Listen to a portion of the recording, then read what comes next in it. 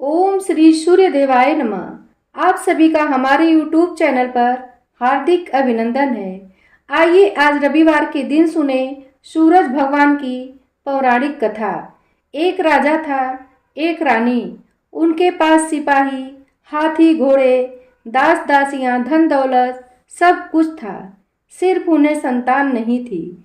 इसी कारण राजा रानी बहुत ही दुखी रहते थे। संतान प्राप्ति के लिए उन्होंने हर तरह का दान धर्म, धार्मिक अनुष्ठान, जप मंत्र, पूजा पाठ की, लेकिन कोई फायदा नहीं हुआ।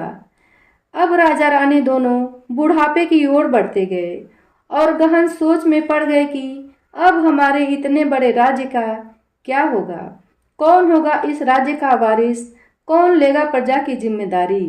राजा दिन रात इसी चिंता में घुलने लगे। उन्हें खाने पीने की भी कोई सुधि नहीं रहती। फिर एक सुबह राजा के दरबार में एक साधु महाराज आते हैं, तो दासी जाकर रानी से बताती है कि साधु महाराज आए हैं। रानी दासी से कहती है कि यह मेरा अंतिम दान धर्म है, इसके बाद मैं अपने हाथों से कोई दान धर्म नहीं करूंगी। रानी चावल से भरा पात्र लेकर बाहर आती है और साधु महाराज की ओर झोले में भिक्षा डालने आगे बढ़ती है, तो उनके चेहरे पर छाई उदासी साधु की दृष्टि में आ जाती है। साधु रानी से पूछता है कि रानी साहिबा, क्या हुआ, आप इतनी उदास क्यों हैं? तब रानी साधु को सारी हकीकत बताती है और सिसकने लगती है। यह देख साधु महाराज कुछ पल गंभीर हो जाते हैं और कहते हैं कि चिंता मत करना रानी, आपकी संतान की इच्छा पूरी हो जाएगी। आपकी कोख से एक पुत्र जन्म लेगा, लेकिन मात्र वह 14 साल तक ही आप लोगों को मिलेगा। इसके बाद वह इस लोक में नहीं रह पाएगा। इससे बढ़कर आपको कुछ भी देना मेरे लिए संभव नहीं है।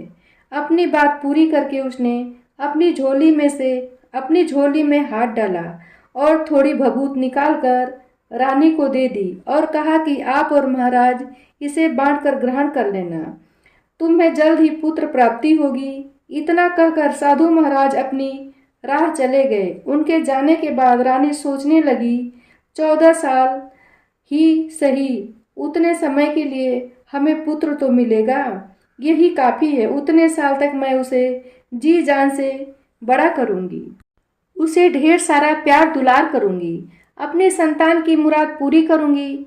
उस रात राजा अपनी राज्य का सारा काम खत्म करके रानी के महल में गए, तो रानी ने सारी बात बताई और साधु महाराज की दी हुई भभूत राजा को दिखाकर बोली, साधु महाराज ने हम दोनों को ग्रहण करने को कहा है। राजा बोले, इतना धर्म किया, जब तब किया, कोई फल नहीं मिला, अब इस भभूत से संतान प्राप्ति होगी। उस पर रानी बोली, जब हम इतना सब कुछ किया तो अब यह भी सही, अब उस साधु के क्रोध को क्यों बुलावा दें। राजा को अब किसी पर विश्वास नहीं था, लेकिन पत्नी को दुख ना पहुँचे, इसलिए अपने भगवान का नाम स्मरण करते हैं और उस साधु को प्रणाम करके वह भभूत बांटकर दोनों खाते हैं। उसके बाद दोनों निश्चिंत होकर सो जाते हैं।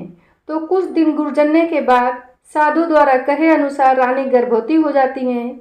उस पर राजा रानी दोनों की खुशी मन में नहीं समाती और राजा रानी से बोला, महारानी सचमुच साधु महाराज की कृपा हो गई है। तो 9 महीने 9 दिन 9 घंटे पूरे होने के बाद रानी ने एक सुंदर गोरे पुत्र को जन्म दिया। राजा ने बड़े धूमधाम से पुत्र का नामकरण किया। अब पुत्र की कुंडली देखने के लिए राज्य के सबसे बड़े पंडित को बुलाया गया। तो कुंडली देखकर पंडित जी बड़े चिंतित हो गए। कहने लगे, महाराज, हमारा राजपुत्र सिर्फ 14 साल तक हमारे पास रहेगा। राजा को इस बात की भनक थी ही, रानी को भी साधु महाराज की बात याद थी।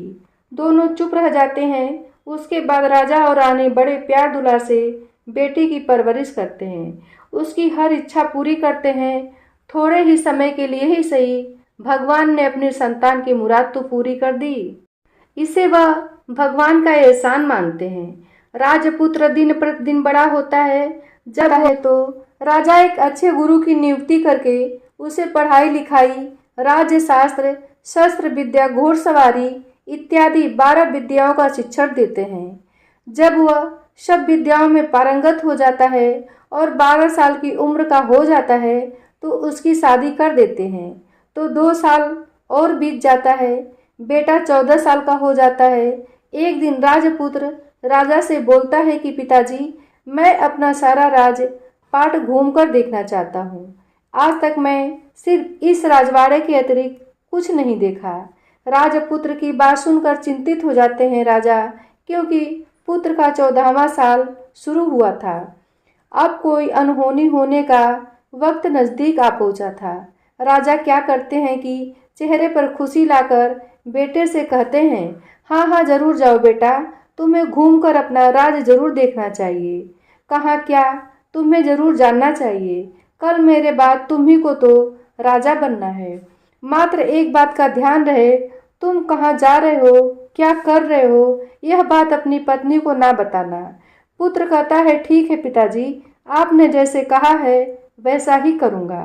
राजपुत्र दिन भर अपनी पत्नी के साथ रहता है, मौज मस्ती करता है, खुशियाँ मनाता है और रात को 12 बजे बिस्तर से उठकर बाहर चला जाता है।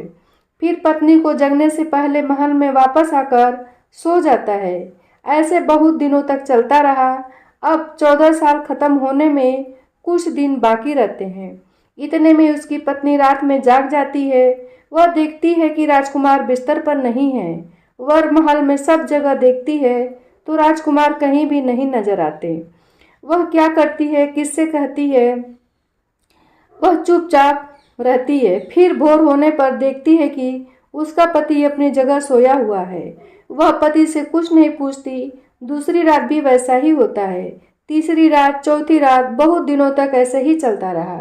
रानी बहुत ही चिंतित हो जाती है। पति रात को कहाँ जाता है, किससे मिलने जाता है, उसके मन में ढेर सारे सवाल उठते हैं, लेकिन उसे पूछने में डर लगता है, शायद पति गुस्सा कर बैठे। सास ससुर से पूछने की सोचती है तो उसकी कुल की मर्यादा बीच में आ जाती है।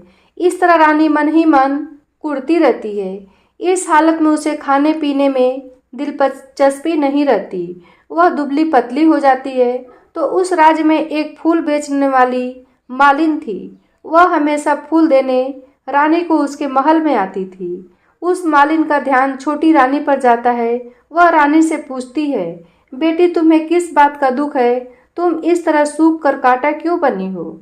उस पर रानी कहती है, तुम्हें क्या बताऊं अम्मा, तुम्हारा राजपुत्र हर रात बिस्तर से उठकर कहीं चला जाता है और भोर होते ही वापस आकर बिस्तर पर सोता है। वह कहाँ जाता है, कहीं प्रेमिका से मिलने जाता है क्या? यही सोचकर मैं अन्न जल ग्रहण नहीं कर पाती और सूख कर इस तरह कांटा बन गई हूँ। फिर बुढ़िया मालिन सब बात सुनकर उसे एक उपाय बताती है। कहती है कि तो बेटी ऐसा करना, आज रात को तुम सोना मत, रात को जाग कर देखना कि वह कहाँ जाता है, क्या करता है, उसकी अच्छी तरह से पहरेदारी करना। रानी कहती है, अगर हमें नींद आ गई तो? मालिन कहती है, बेटी तुम्हें नींद न आए इसके लिए एक काम करना, एक जख्म करना, उस पर थोड़ी सी मिर्च छिड़कना, उससे तुम्हें बड़ी जलन होगी और उस पीड़ा से तुम्हें रात भर नींद नहीं आएगी।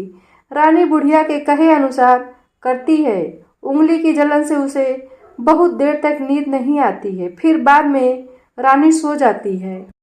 दूसरे दिन बुढ़िया फूल लेकर उसके महल में पहुंचती है और पूछती है, क्या हुआ बेटी, देख पाई पति कहाँ जाता है? रानी कहती है, नहीं अम्मा, पहले कुछ समय जलन के कारण हमें नींद नहीं आई, लेकिन कुछ देर पश्चात मैं सो गई थी।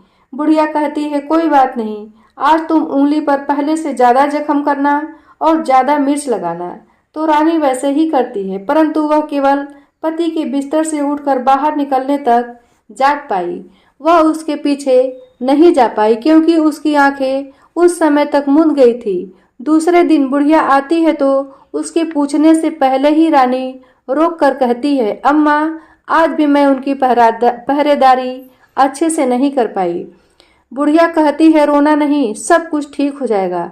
तुम आज रात जख्म और बड़ा करना और मिर्च भी ज़्यादा छिड़कना और एक काम करना, जब वह बाहर जाने के लिए निकलता है तो उसका रास्ता रोकना। बुढ़िया ने जैसा बताया था रानी ने वैसा ही किया। आज रात उसे नींद नहीं आती है। पति रात 12 बजे बिस्तर से उठकर महल से निकलने लगता है तो रानी जैसे बुढ़िया ने बताया था वैसा ही करती है। पति का रास्ता रोकती है और पूछती है कहाँ जा रहे हो, मुझे बताओ। राजपुत्र उसे समझाने की बहुत कोशिश करता है। देखो मैंने तुम्हें अगर सब कुछ बता दिया तो मैं तुम्हें दोबारा नहीं मिल पाऊंगा। रानी कहती है मत मिलना, लेकिन यह बताओ कि आप रात के समय कहाँ जाते हो। राजपुत्र निरुत्तर हो जाता है। पत्नी के जिद के आगे उसकी एक नहीं चलती है। ठीक उसी समय राजपुत्र का 14वां साल खत्म होकर 15वां लगने वाला था। जो होता है हो जाने दो, वह सोचता है और कुछ चावल मंत्रों से सिद्ध करके पत्नी को देकर कहता है, इन चावल के दानों को दोनों मुट्ठी में पकड़ना। पहले दाएं हाथ में पकड़े चावल को मेरे ऊपर फेंकना। मैं कौन हूँ तुम्हें पता चल जाएगा। बाद में बाएं हाथ में पकड़े चावल मेरे ऊपर फेंकना। मैं जैसा था तुम्हें वैसा मिल जाऊंगा, लेकिन यदि तुम बाएं हाथ का चावल मेरे ऊपर फेंकना भूल गई तो मैं तुम्हें कभी भी नहीं मिल पाऊंगा। रानी ने कहा नहीं भूलूंगी।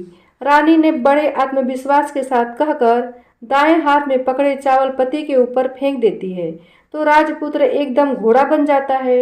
एकदम सफेद, गर्दन पर लंबी अयाल देखते ही देखते वह दौड़ने लगता है। रानी उसे एकदम देखकर भौचक्की हो जाती है और पति ने बाएं हाथ से जो चावल फेंकने के लिए बोला था उसे भूल जाती है। उसकी आंखों के सामने घोड़ा महल से बाहर निकलकर चला जाता है। घोड़ा जो महल से बाहर जाता है तो वापस नहीं आता। अब रानी को बड़ा पश्चाताप होता है। वह स्वयं को कोसने लगती है, लेकिन अब उसका कोई फायदा होने वाला नहीं था। अब राजपुत्र वापस आने वाला नहीं होता है। सुबह होते ही महाराज और महारानी को जब सब बातों का पता चलता है तो उन्हें बड़ा दुख होता है।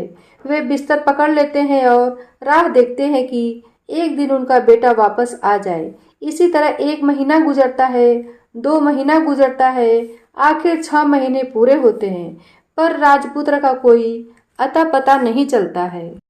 प्रधान राजपुत्र को ढूंढने के लिए राज्य के गांव-गांव सिपाही भेजता है, लेकिन उन्हें कोई सफलता नहीं मिलती। इधर रानी अपनी हट के कारण पति गायब हो गया था यह सोचकर स्वयं को मन ही मन कोसती रहती है और प्राण देने की सोचती है। कुछ भी करके पति को ढूंढ लाए ऐसा वह बार बार सोचती है। एक दिन वह सुबह उठकर सास ससुर के महल में जाती है और कहती है कि मैं अपनी की पत्नी की पति की खोज में जा रही हूँ। महाराजा महारानी को और क्या चाहिए था, कुछ भी करके उनका बेटा उन्हें वापस मिलना चाहिए था। वे बहू को जाने की अनुमति देकर कहने लगे, बेटी तुम्हें जो चाहे वह करो, जहाँ जाना है जाओ, लेकिन हमारे बेटे को वापस लेकर आओ। जब रानी साहिबा बेस बदलकर एक सेठानी बन जाती है, कुछ दासियों को कुछ नौकरों को साथ लिया, कुछ सामान साथ लिया और राज्य की सीमा पार करके जहाँ एक भोजनालय खोल दिया, वहां जाने वाले सब यात्रियों को खाना मुफ्त में देने लगी। मात्र एक शर्त रखी थी कि आने वाले को उसकी देखी कोई अजीब चीज उसकी मालकिन को यानी राजकन्या को बतानी पड़ेगी। तो वहाँ आने वाला हर नागरिक अपनी तरफ से मैंने यह देखा है, मैंने देखा है, यह देखा है, यही बताना था। वहां से मुफ्त खाना खाकर जाना था, परंतु रानी को जो बात चाहिए थी वह अब तक नहीं मिली थी। ऐसे ही कुछ दिन बीत गए तो इधर क्या होता है कि रानी के महल में फूल लेकर जाने वाली बुढ़िया, एक बेटा और बहू थे। उनका एक छोटा बेटा था, यानी बुढ़िया का एक पोता। तो बेटा और बहू सुबह काम के लिए निकलते थे तो पोते को संभालने की जिम्मेदारी बुढ़िया पर रहती थी। बुढ़िया दिन भर पोते को संभालती थी। एक दिन बुढ़िया को खाने पीने की आदत थी तो पान लगाने के लिए चूना चाहिए था। वह उसे तैयार करने के लिए सीपियाँ लेकर आई। इन सीपियों को भूनने के लिए गोबर के कंडे चाहिए थे। कंडे इकट्ठा करने के लिए वह बांस की टोकरी लेकर चरवाहे के मैदान में गई। वहाँ बहुत सारे कंडे थे। उन्हें जमा करते करते उसे घर आने में अंधेरा हो गया। इस और शाम होते ही काम से वापस आकर बेटा घर में पहुंचा तो देखा कि बच्चा घर पर अकेला है और रो रहा है। वे दोनों गुस्से से लाल पीले हो गए। इतने में बुढ़िया घर आ पहुंची। बेटा ने पूछा, पोते को घर अकेला छोड़कर कहाँ गई थी? बुढ़िया बताने लगी कि मैं गोबर के कंडे इकट्ठे करने गई थी। इस पर बेटा बोला, दोबारा बच्चे को अकेला घर पर छोड़कर यदि कहीं गई तो मैं तुम्हें बहुत पीटूंगा। बुढ़िया कहने लगी, नहीं बेटा, फिर कभी ऐसा नहीं करूंगी। लेकिन दूसरे ही दिन बुढ़िया वह बात भूल गई और फिर चरवाहे के मैदान पर कंडे इकट्ठा करने चली गई। शाम को जब बेटा बहू काम से वापस लौटे तो देखते हैं कि बच्चा घर पर अकेला है और रो रहा है। अब उसके बेटे की सहन शक्ति खत्म होने लगी थी और बुढ़िया के वापस आने पर उसे घर से निकाल दिया। बुढ़िया रात भर घर के बाहर अंधेरे में बैठी रही और सुबह होते ही हाथ में टोकरी लेकर कंडे इकट्ठा करने के लिए निकल गई। उस दिन उस पर कंडे इकट्ठा करने का मानो पागलपन सवार था। कंडे इकट्ठा करते करते जब अंधेरा छा गया, उसे मालूम ही नहीं चला। उसे जब ध्यान आया तो गांव का रास्ता भी ठीक तरह से दिखाई नहीं दे रहा था। वह अंधेरे में आंखें फाड़कर देखती देखती किसी तरह आगे निकल पड़ी। तो क्या होता है कि एक कपिला गाय छन छन की आवाज करते गले की घंटी बजाते ठुमक कर उस मैदान पर आ गई। उसे देखकर बुढ़िया सोचने लगी कि इस गाय के पीछे पीछे जाऊंगी तो गांव तक पहुंच जाऊंगी। तब बुढ़िया उसके पीछे पीछे जाने लगी। वह गाय क्या करती है कि उस मैदान को लेकर एक एक करके 6 मैदान पार करती है। आखिर में वह 7वें मैदान पर पहुंचती है तो वहां क्या होता है कि उस मैदान पर एक बड़ा सा पत्थर है। गाय जाकर उस पत्थर को अपने सींग मारती है। सींग मारा तो वह पत्थर टूटकर हट गया और पाताल में नीचे जाने की सीढ़ियां दिखाई देने लगी। तब वह गाय उन सीढ़ियों से नीचे जाने की लगी। बुढ़िया सब देखती रही और झट जाकर गाय की पूंछ को पकड़ लिया। पूंछ पकड़कर वह गाय के साथ नीचे पाताल में पहुंच गए। पाताल में पहुंचते ही तुरंत गाय की पूंछ छोड़ दी और इधर उधर देखने लगी। वहीं से बुढ़िया ने देखा कि पाताल में सब जगह जगमगाहट है, दिया दीप जलते हैं और तेज रोशनी गाय के ऊपर पड़ती है और वहां अद्भुत घटनाएं घटने लगी। गाय के नीचे आते ही उसके गले में अपने आप सांकल पड़ गई और छम छम करते कोई दूधारी गाय दूध देने लगी। लेकिन जो भी कोई वह कर रहा था वह मात्र दिखाई नहीं दे रहा था। बुढ़िया बहुत घबरा गई, कहाँ आकर फंस गई वह सोचने लगी और यहाँ वहाँ छिपने की जगह ढूंढने लगी। लेकिन उसे कहीं भी जगह नहीं मिली, हर जगह उजाला ही उजाला था। तो वह एक कोना में खड़ी रह गई और जो कुछ सामने हो रहा था उसे चुपचाप देखने लगी। कुछ पल के बाद वहां झट से एक सफेद उम्दा घोड़ा आया। वहां 2 कुंड थे, उसमें एक कुंड में उस घोड़े ने छलांग लगाई और ऊपर आ गया। अब उसे राजपुत्र का रूप प्राप्त हो गया। राजपुत्र बनने के बाद उसने दूसरे कुंड के पानी में स्नान किया, वहां रखे नए कपड़े पहने। नजदीक ही एक सुंदर पलंग था, उस पर आकर वह बैठ गया।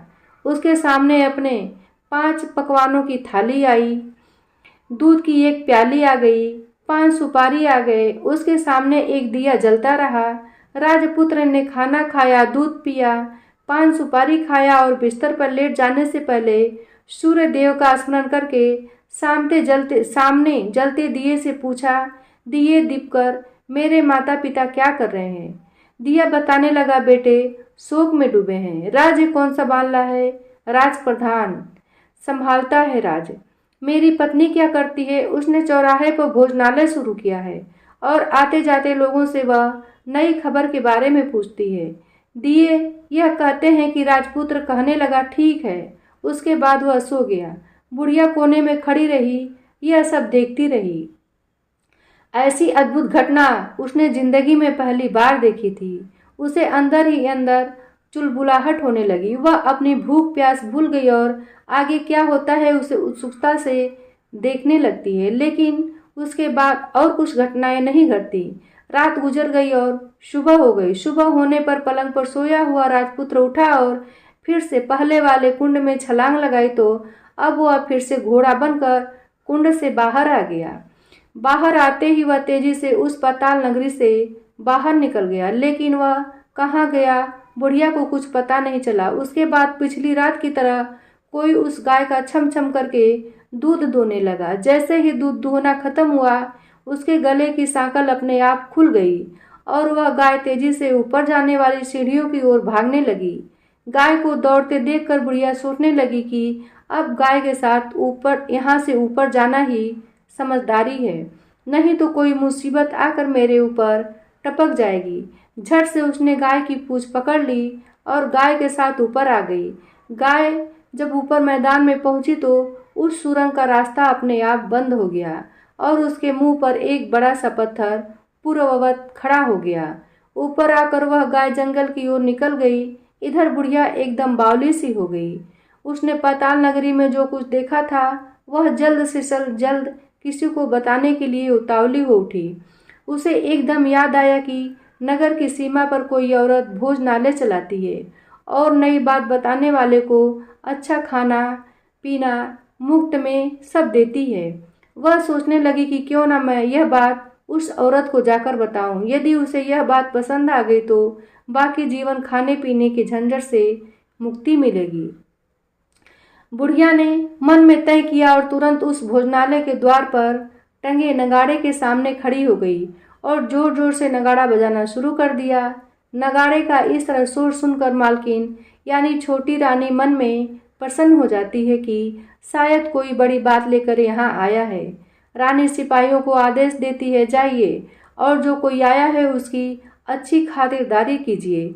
आदेश पाते ही सिपाही नीचे दौड़ गए तो एक बुढ़िया नगाड़ा बजा रही थी। उन्होंने पूछा, क्यों रे बुढ़िया, क्या हुआ, क्यों नगाड़ा बजा रही हो?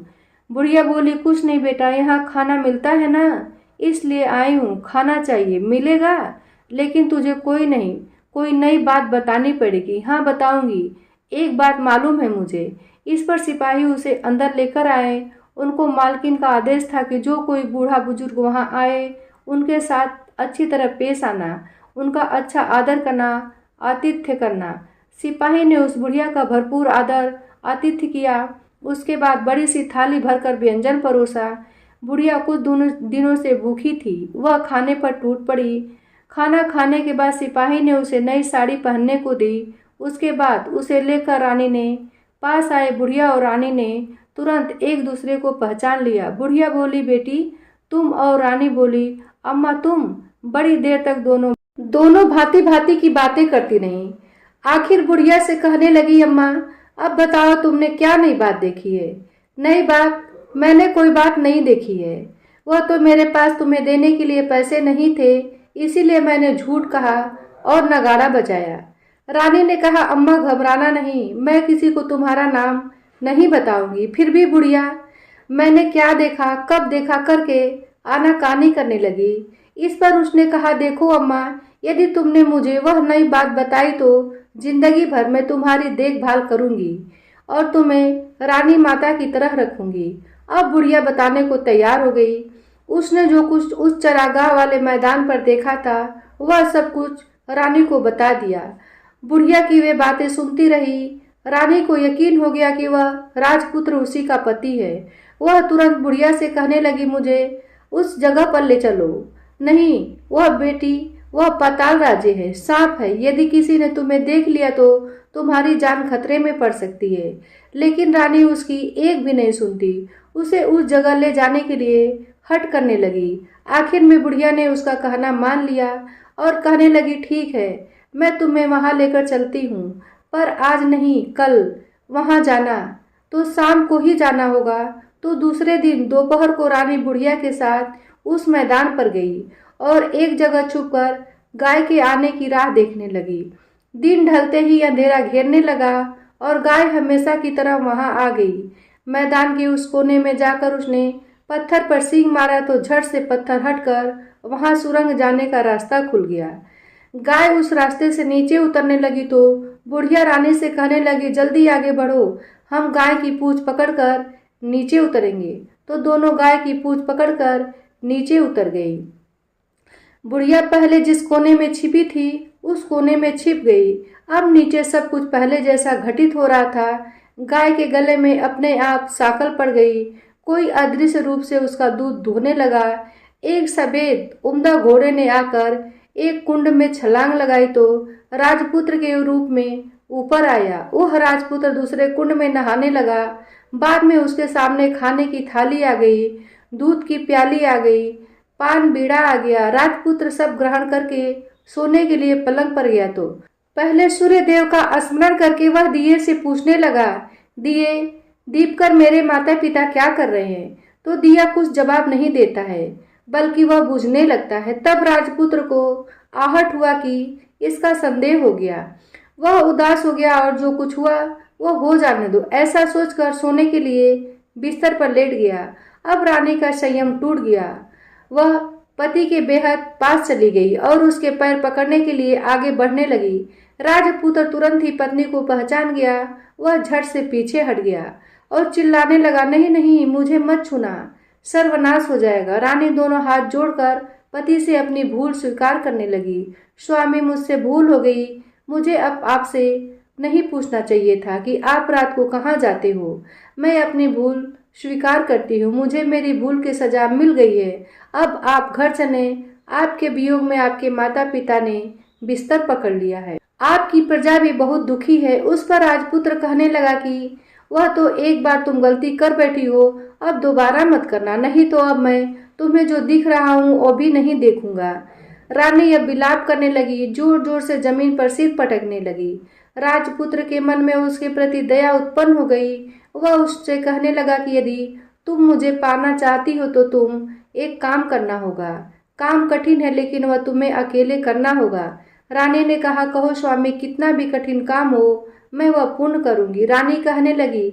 इस पर राजपुत्र ने उसे बताया, इस पाताल से ऊपर जा, तुम्हें एक घना जंगल नजर आएगा।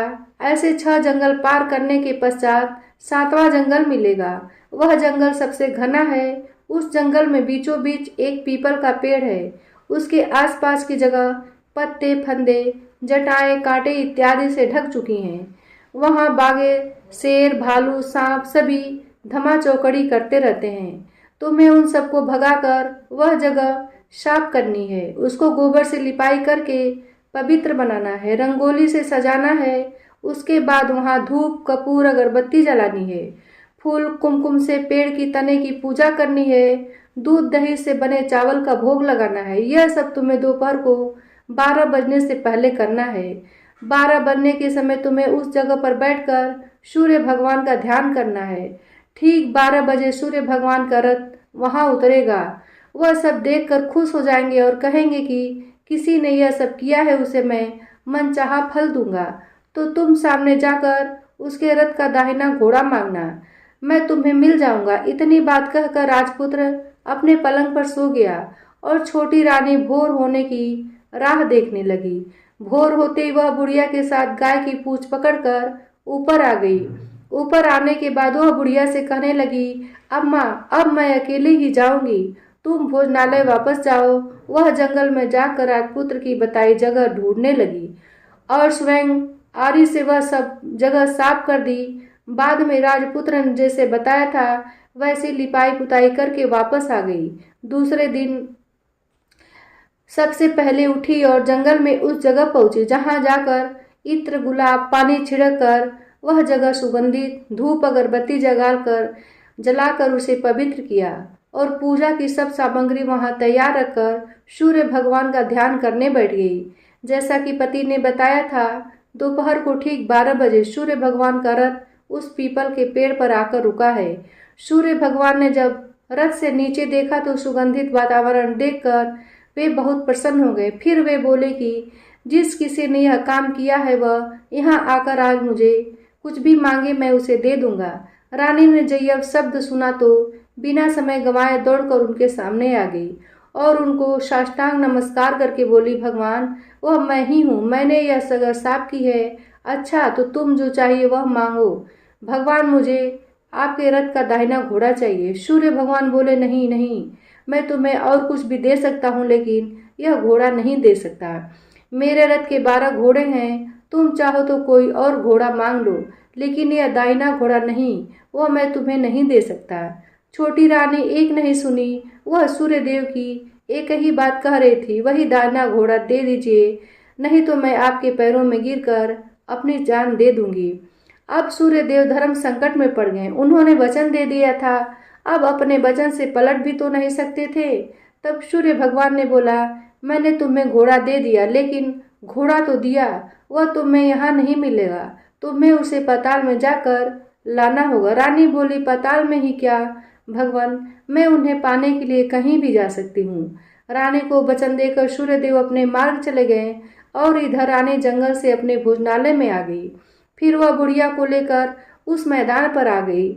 जल्दी ही शाम हो गई। शाम होते ही वहां वह गाय आई और उसने सींग मारकर सुरंग का पत्थर हटाया तथा नीचे उतरने लगी। रानी और बुढ़िया जल्दी जल्दी उसकी पूंछ पकड़कर नीचे उतर गईं। पाताल में सब घटनाएं पहले की तरह ही घटने लगी। घोड़े का एक कुंड में नहाकर राजपुत्र बन जाना, नहा धोकर पलंग पर जाकर बैठना, तो उसे खाने की थाली, दूध की प्याली आना, पान बीड़ा आना। लेकिन आज एक बात नई घटी, जो दो दो थाली, दो दो दूध की प्याली, दो दो पान की बीड़े उसके सामने आ गए। वह कुछ नहीं बोला। अपने हिस्से की थाली खाकर, दूध पीकर और पान बीड़ा चबाकर वह सोने चला गया और हमेशा की तरह दिए से पूछने लगा कि दिए, दीपंकर, मेरे माता पिता क्या करते हैं? दिया ने बताया, वे दोनों तुम्हारे शोक से मरने की स्थिति में पहुंच गए हैं। ऐसा झट से उसकी आंखों से आंसू टपकने लगा। फिर वह पूछने लगा कि दीपकर, मेरा राज्य कौन चला रहा है? तुम्हारा राज्य प्रधान चला रहा है और वह सब कुछ हड़प चुका है। वह प्रजा पर बहुत अत्याचार कर रहा है। सुनकर राजपुत्र को बहुत गुस्सा आया। वह गुस्से से अपनी मुट्ठी भींच लगा लिया। अब वह पूछने लगा कि दिए, दीपकर, मेरी पत्नी क्या कर रही है? अब दिया कुछ नहीं बोला, चुप रहा। अब रानी का संयम जवाब दे गया। वह दौड़कर पति के गले लग गई। अब मैं तुम्हें मिल गया। राजपुत्र कहने लगा, सच कहते हैं, अब आप फिर से घोड़ा तो नहीं बनेंगे? नहीं, दोबारा घोड़ा नहीं बनूंगा। तुमने जो इतने सारे कष्ट उठाए हैं मुझे पाने के लिए, इसलिए सूर्यदेव ने मुझे सदा के लिए घोड़े के जन्म से मुक्त कर दिया है। राजपुत्र ने बड़े प्यार से कहा और उसे गले लगा लिया।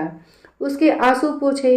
कुछ देर पश्चात भोर हो गई तो गाय की श्रृंखला टूटकर ऊपर भूलोक जाने लगी।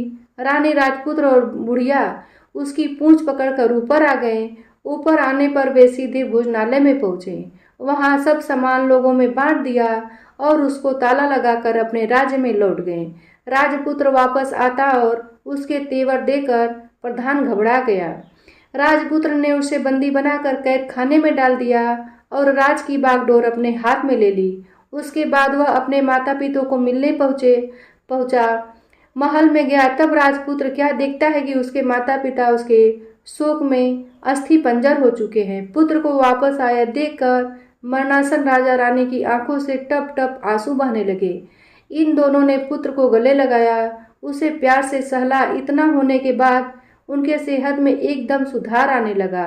वे अब बिस्तर से उठकर बैठ गए, पुत्र को आशीष देने लगे। राजपुत्र के आने की खबर तुरंत राज्य भर में फैल गई। प्रजा खुशी से फूली नहीं समा रही थी। प्रजाजन राजमहल के सामने इकट्ठे हो गए। राजपुत्र ने भी उन्हें दर्शन दिए और आज से उन्हें कोई दुख नहीं पहुंचा। ऐसा वचन भी दिया प्रजा ने। अब राजा अपने पुत्र का राज्याभिषेक करके उसे सिंहासन पर बैठा दिया और बहू को महारानी का दर्जा देता है और स्वयं अपनी पत्नी के साथ ईश्वर स्मरण करते खुशी के दिन बिताता है। महाराजा बना राजपुत्र अच्छी तरह से राज्य चलाने लगा और अपनी पत्नी के साथ सुख शांति से जीवन बिताने लगा। उस बुढ़िया को रानी ने अपने पास ही रख लिया, उसकी अच्छी तरह से देखभाल करने लगी। बुढ़िया और उसके बुढ़ापे के दिन खुशी से गुजरने लगे। प्रेम से बोलो सूरज भगवान की जय हो।